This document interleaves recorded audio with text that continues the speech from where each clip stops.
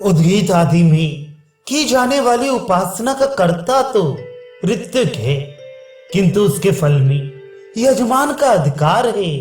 इसका वर्णन वेदांत दर्शन 3 अध्याय 4 पाद 44वां सूत्र। उस उपासना में यजमान का ही कर्तापन है, ऐसा आत्रेय मानते हैं, क्योंकि श्रुति में यजमान के लिए ही फल का वर्णन किया गया है। व्याख्या आत्रेय ऋषि मानते हैं कि श्रुति में जो इस उपासना को इस प्रकार जानता है, वह पुरुष वृष्टि में 5 प्रकार के साम की उपासना करता है। उसके लिए वर्षा होती है, वह वर्षा कराने में समर्थ होता है।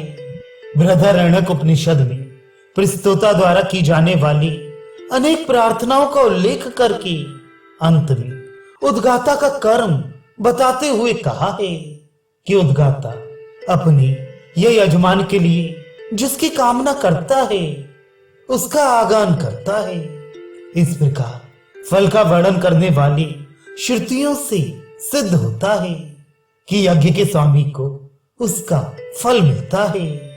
अतः इन फल कामना युक्त उपासनाओं का कर्तापन भी स्वामी अर्थात यजमान का ही होना उचित है।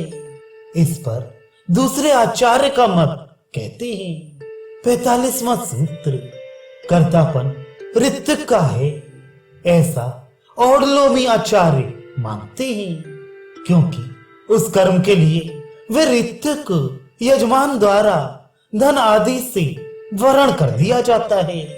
व्याख्या आचार्य औडलोमी ऐसा मानते हैं कि कर्तापन यजमान का नहीं किंतु ऋत्विक का ही है, तथापि फल यजमान को मिलता है, क्योंकि वह ऋत्विक उस कर्म के लिए यजमान के द्वारा धन आदि से वरण कर लिया जाता है।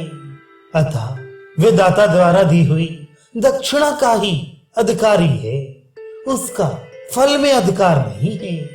सूत्रकार श्रुति प्रमाण से अपनी सम्मति प्रकट करते हैं।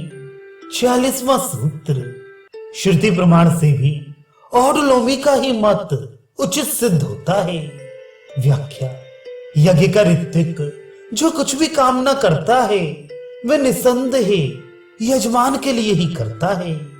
इसलिए इस प्रकार जानने वाला उद्गाता यजमान से कहे कि मैं तेरे लिए किन किन भोगों का आगान करूं इत्यादि श्रुतियों से भी कर्म का कर्तापन ऋत्विक का और फल में अधिकार यजमान का सिद्ध होता है।